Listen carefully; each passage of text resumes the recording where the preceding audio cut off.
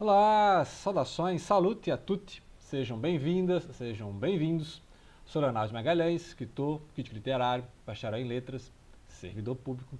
E vocês estão no canal Deus Um Só Há, para falar de temas de fé, espiritualidade, religião, religiosidade, religiões do mundo, história das religiões, sociologia das religiões. E aí dicas de leitura sobre assuntos voltados para a fé e espiritualidade, né? Sem nenhum viés apologético. Sempre repito isso porque não visa pregar nenhuma religião e combater nenhuma religião, né? Então, são as minhas leituras e os meus comentários sobre essas religiões ou sobre esses livros religiosos. Tem um outro canal que é crítica literária de livros, de romance, de poesia, etc, né? Então, quem quiser conhecer literatura no geral, então eu criei este canal para falar dos livros que falam de religião, que muito me interessam, mas não é para pregar nenhuma religião. Então vou falar de budismo, de cristianismo, de hinduísmo, de judaísmo, né? Claro que eu tenho a minha fé, mas não visa ser um canal missionário, né? Então tem vários canais missionários, devocionais, então fiquem à vontade. Vou falar hoje de um livro que eu comecei a falar em outro livro, né, que eu estava lendo justamente no falecimento, né, do Papa Francisco, aí uma semana, né, que estava falando da Laudato Si, né, que é louvado seja, que é um tema da ecoteologia. E aí eu estava justamente aqui com ecologia, mundialização e espiritualidade do Leonardo Boff. Tá, Leonardo Boff, que é um grande teólogo brasileiro e que também é da teologia da libertação, né? Então eu vou falar uma passagem aqui da teologia da libertação.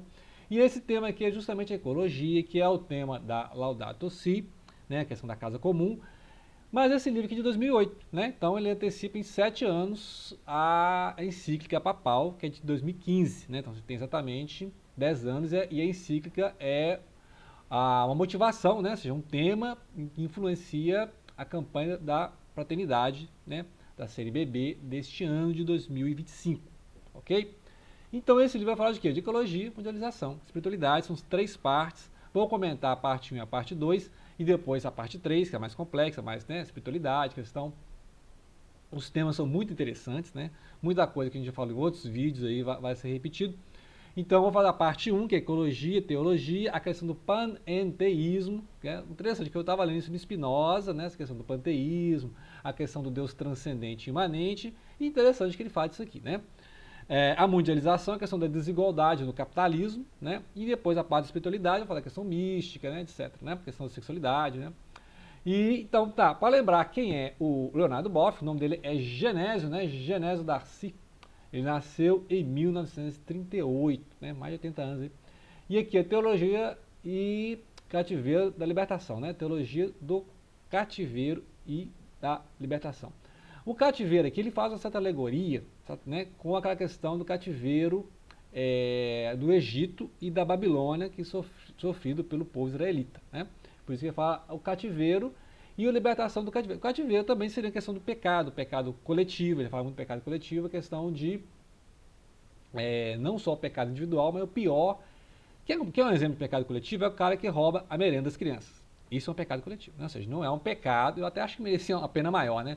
Não é o cara roubar um hambúrguer, não é o cara roubar não é o cara roubar a merenda das crianças. Então já vê a gravidade da coisa. E isso aí é um pecado coletivo, é um pecado que o cara está afetando várias crianças, que muita criança vai na escola para comer, né? Então eu acho um crime terrível, né? Esse aí, se tivesse inferno, jogava o cara direto, né? Mas o cara rouba a merenda das crianças. Então isso é um pecado coletivo, tá bom? Exemplo. Então aqui, a teologia da libertação é uma teologia preocupada com a vida aqui. Então é um exemplo de um aspecto amilenarista que tem na fé católica, né? Já falando disso aí, do que é milenarismo. Vai ver o vídeo aí falando de amilenarismo. Porque a fé católica visa agir pela fé e pela caridade, né? Então, ou seja, atuar no mundo. E aí, essa aqui inclusive a voz franciscana do Leonardo Boff, né? Ele traz essa voz franciscana no sentido de lembrar da mensagem de São Francisco de Assis, da caridade, do desapego, do altruísmo, fazer o bem ao próximo, amar a Deus e amar ao próximo, né? E aí vai lembrar do Mateus 25. O que é Mateus 25? É aquela parábola, né, uma cena do juízo final, que é em que Jesus fala, né, que eu tive fome e vocês me deram de comer, eu tive sede, vocês me deram de beber, eu estava nu, vocês me deram de vestir e tal. Ó, Senhor, mas quando é que nós fizemos isso? Ah, quando vocês fizeram isso aos nossos pequenos irmãos, né? E aí, não é aqueles que ficam lá falando Senhor, Senhor, né? Só ficam, ó Senhor, mas nós curamos, nós fizemos igreja, nós pregamos. Mas vocês não me deram de beber, vocês não me deram de comer, eu estava nu e vocês não me vestiram, né? Então, essa questão de a fé não é só você fazer parte do quadro da igreja lá, né? Ser um diácono, né? Fazer parte da liturgia, fazer parte da banda e tal. Ah, como eu sou cristão. Não, cristão aqui na ideia da libertação, na ideia franciscana, o cristão é aquele que faz caridade, aquele que é altruísta, aquele que ama o próximo, entendeu? Aquele que age no mundo para diminuir a desigualdade. Ah, mas que comunista não, né? Não tem nada a ver com comunismo. Então o pessoal acha que ajudar os pobres, fazer opção pelos pobres é comunismo, né? Não é isso, né? Comunismo é outra coisa, né? Então, essa afirmação de que, como ele é esquerdista, não é. Isso aí é a fé cristã, tá? Então, como o Leonardo Boff é um comunista, não. Ele vai falar do socialismo, no outro livro, né, que eu vou dar dica aqui, ele vai explicar que essa teologia é uma teologia de ação, não é só uma teologia de devoção. Não adianta o cara ficar repetindo o texto, Ave Maria, Pai Nosso, e o irmão está passando fome. Então você vê grandes igrejas, aí, grandes templos, né? Grandes templos com iluminação, com telão de LED, painel, não sei o quê, estacionamento VIP. E enquanto que isso, você vai no quarteirão do lado, tem uma família debaixo de uma árvore, debaixo de um viaduto, passando fome. Tá? Então não adianta nada você fazer um templo com painel, com pastor, que ganha 15 mil por pregação, e tem gente morrendo de fome a um quarteirão da sua igreja. Então isso aí no cristianismo não vale nada. Né? É isso. Tá? É isso. Traduzindo. Eu concordo muito, tá? Concordo muito. Então, eu vejo muita igreja aí faraônica e o povo morrendo de fome, tá? Esse livro vai falar justamente disso, né? Ou seja, a nossa participação no desastre ecológico, que muitos estão negando, né? A gente não tem nada disso não, sei o que, isso é papo de esquerdista. Tem mudança climática. Então, tem lugar que está muito frio e ficando mais frio, lugar muito quente ficando mais quente, né? É o ninho, laninho, sei o que. Né? Não sou especialista em meteorologia e tal, mas acontece mesmo essas desgraças, catástrofes ecológicas, né, ambientais, e tem um pouco disso de culpa do cristianismo. Eu vou falar que tem, né, porque o cristianismo não tem muito essa preocupação ecológica, só agora é que está aparecendo. Até os pagãos, até os budistas têm mais preocupação ecológica do que os cristãos, né? Então tem um pouco de participação cristã, porque aí ele fala do panenteísmo. Eu falo assim, olha, vocês esquecem que tudo isso está em Deus, tudo isso é uma criação divina. Inclusive, Deus participou da criação, que é a ideia do Deus imanente que tem no cristianismo, né? A ideia de que Deus veio habitar entre nós, né? Deus conosco, que é Emmanuel. Então, isso é um dogma cristão, ou seja, que Deus se fez homem, né? Habitou entre nós. Ou seja, então Deus saiu da transcendência e veio para a imanência. Então você pode discutir esse dogma, não acredito nisso, né? Mas isso é um dogma cristão, né? O dogma cristão fala isso, que um Deus que era transcendente virou imanente. Mas ele fala assim, mas na verdade nós estamos como parte da criação, nós somos parte da criação, nós não somos o dono da criação, né? Porque nós agimos no planeta como se fosse o dono da criação, mas ele fala assim, não, na verdade nós somos parte da criação, nós sofremos com a criação, e se nós destruímos a criação, nós sofremos com a criação, né? Com esse sofrimento da criação.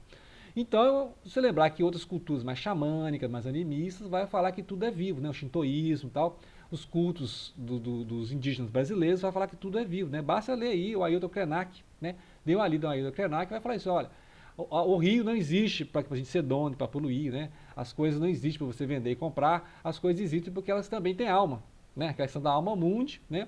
Que aí é uma crença xamânica, shintoísta, etc., que é que tudo tem vida, tudo tem uma divindade, né? Então é quase um panteísmo, mas o panenteísmo não é panteísmo, né? Quando eu falei do Spinoza, eu fiz a diferenciação.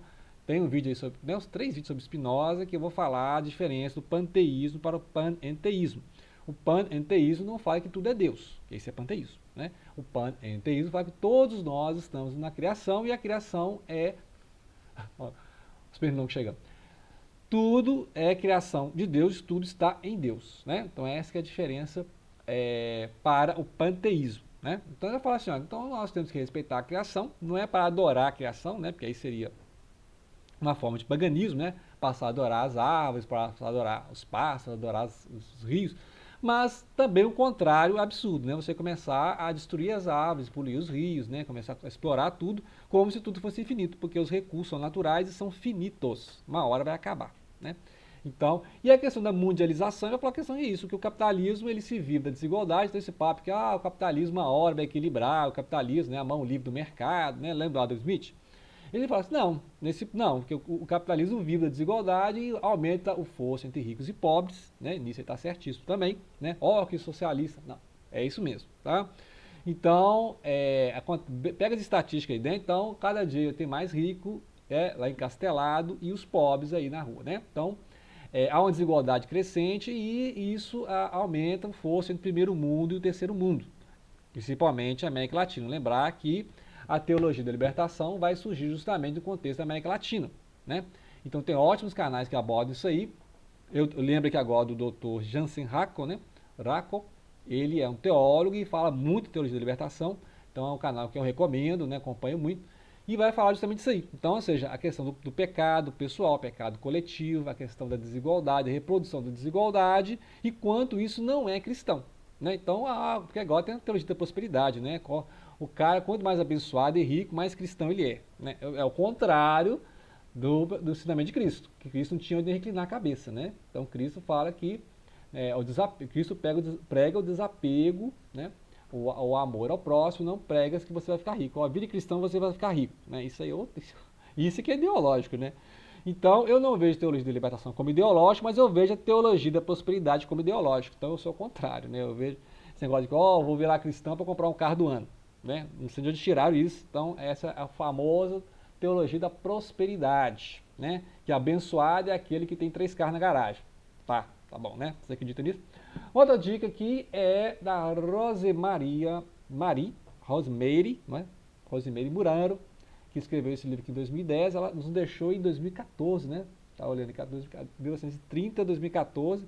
Ela foi uma intelectual, uma escritora, uma feminista, e escreveu junto com o Leonardo Boff esse livro sobre feminino e masculino, e vai abordar justamente essa questão, né? Será que essa questão do patriarcado, né? do masculino, do homem mandando, é uma questão cultural, é uma coisa que a religião católica romana manteve, e outras religiões também, né? Você vê muito no judaísmo, muito no islamismo, né? Que eles falam, né? A questão da mulher, tal, no Islã. Mas isso é uma questão cultural ou isso é uma questão da religião? Isso é religioso, né? A religião, né? Pegar a questão do Adão e Eva, né? Que o Adão que foi tentado lá pela Eva, a Eva que né? Então tem essa questão toda, a Eva que é culpada pelo pecado, né? Então tem toda essa questão, né? E aí nós podemos debater isso depois com calma, né? Essa questão do símbolo, né? Essa questão do símbolo. Existiu Adão, né? Adão e a Eva, o jardim do Éden. Mas essa não é a questão. A questão é, por exemplo, o patriarcado, Deus masculino, Deus pai, né? Mas por que não Deus mãe? Né? Por que não Deus mãe? Porque Deus tem sexo, Deus tem gênero, né? Nem anjo tem gênero, né? Nem anjo tem gênero. Então como é que Deus agora é pai, Deus não pode ser mãe? Então o pessoal fica escandalizado, mas gente, né? De onde vocês tiraram essa ideia que Deus tem um gênero? Né? Então é uma questão que Deus é espírito, né? Nós é que temos gênero, né? Então ele vai debater essa questão do quem que faz o masculino, quem que faz o feminino, quem que define isso, né? Que isso é cultural, isso é religioso, né? Deus deu esses papéis para cada um, claro que tem, né? Realmente a questão social e o homem e a mulher, não é isso? Não está falando de transgênero aqui não, gente. Está falando em questão da própria base do que é considerado masculino e feminino, né? Então não é questão só de prática sexual, é a questão mesmo do que é ser masculino e o que é ser feminino, é questão de identidade até, né? Depois eu vou abordar com mais calma esse livro aqui. E lembrar que antes as culturas, né, tinham muitas deusas femininas. E aí as culturas mais judaico-cristãs não tem mais deusas, né? É tudo um deus só. E aí o que faz com as deusas? Né? Então uma explicação que o Jung dá, por exemplo, é a grande relevância que a Virgem Maria, Nossa Senhora, teve na fé católica, por exemplo, né? Que é uma substituição a essas deusas que foram sumindo ao longo do judaísmo e cristianismo, mas que o cristianismo católico resgatou, né? Então, é uma explicação até psicológica, né? Jung é um psicólogo, né? A psicologia analítica junguiana, que é essa questão, né? Realmente, né? A questão da Virgem Maria, e a Virgem Maria como um contraponto a Eva, né? A gente começou a falar de Adão e Eva aqui, né? Assim como Jesus é um contraponto a Adão, Jesus é o último Adão, né? Ou seja, ele veio resgatar aquilo que Adão perdeu, então a Virgem Maria seria a nova Eva, e a Virgem Maria seria o equilíbrio a Eva, né? A Eva trouxe o pecado ao mundo e a Virgem Maria, concebendo, né, o Filho de Deus, equilibra a balança. Né? Então, exemplo. Né? Eu vou discutir esse livro aqui com calma, então vou discutir esse livro, vou falar mais sobre esse livro e depois vou falar mais sobre a terceira parte aqui da espiritualidade, que eu acho mais importante, mas acho que é mais interessante. A ecologia realmente é o nosso dever de cada dia, né? Recolher o lixo, fazer a reciclagem. Então, A mundialização, essa questão econômica, acima de qualquer ideologia, a gente vê essa desigualdade social aumentando. Eu vejo desigualdade social aumentando nos últimos 30 anos, então não é uma coisa que o marxista bateu na minha porta, seja marxista, não. Isso é uma coisa que tem 30 anos e eu observo, né? Então não precisa de Marx sair do túmulo, né? Como ele é marxista, não. A desigualdade social está aumentando, tá? Então só lê as estatísticas e vê o mundo ao seu redor. Sai da torre de marfim, tá bom? E aí eu vou falar de espiritualidade, que é o que nos interessa. Né? Então eu só fiz um preâmbulo desse livro, então a parte que mais interessa é para o final, aguarde o próximo vídeo, que vamos trabalhar aqui o que o Leonardo Boff entende por espiritualidade, né, nessa obra interessantíssima. E ler lá o Laudato Si, né, que é a encíclica papal do Papa Francisco, que nos deixou uma semana. Né? Então é importante, é super atual, viu? 2015, mas a Laudato Si é super atual, pode ler com tranquilidade. E vamos trabalhar mais a questão da ecologia e a ecologia e teologia, ok? Grato pela atenção e não deixem de